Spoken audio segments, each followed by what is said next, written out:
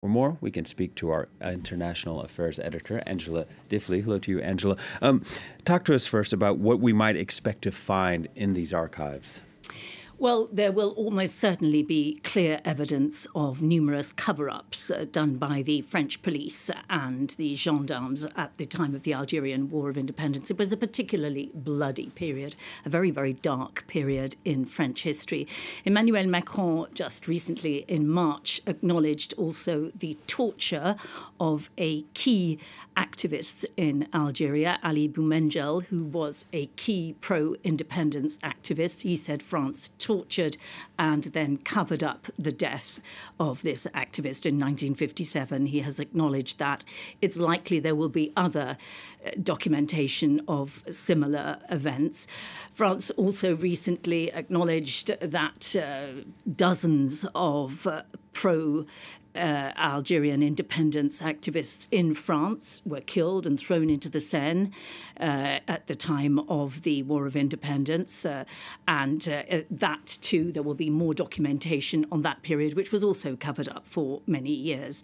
So it's a very, very dark period. No doubt Macron hopes that this might give some impetus to the Algerian government to also open its archives.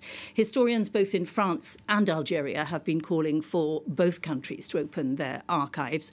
And although unquestionably it was a very dark period for France, there is a little irritation on both sides amongst historians that Algeria has painted it very much as a black and white affair. There were undoubtedly atrocities committed by the pro-independence Algerian fighters as well. And people would like to see that documentation revealed as well. Yeah, and with this declassification, it's a chance to possibly improve a relationship, but maybe tensions will also be raised. Talk to us about that relationship. How important is it between France and Algeria? Yeah, first of all, this period is still a live issue, really, in both countries.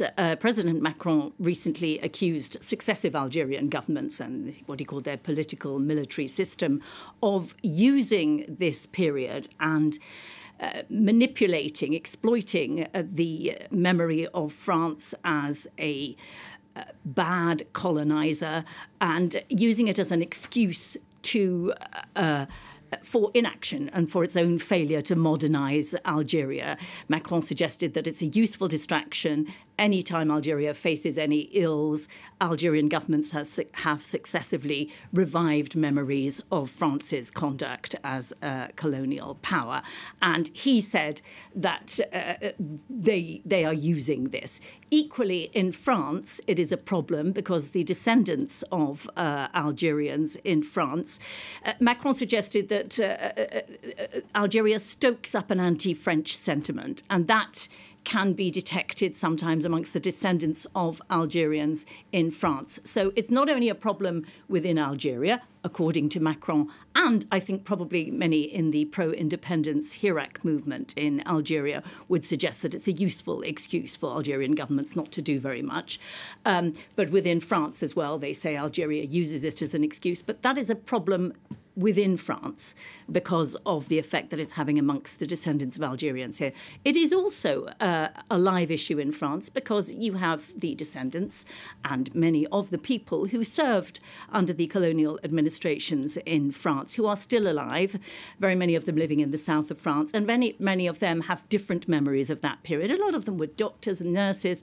At one stage, Emmanuel Macron described France's colonial period in Algeria as a crime against humanity. Now, some of those people now living in France who served as doctors, nurses, were deeply offended by that. So Macron's given very mixed messages on all this stuff, but he's keen to really move forward that relationship. All right. Thank you very much, Angela. Angela Diffley, our international affairs editor.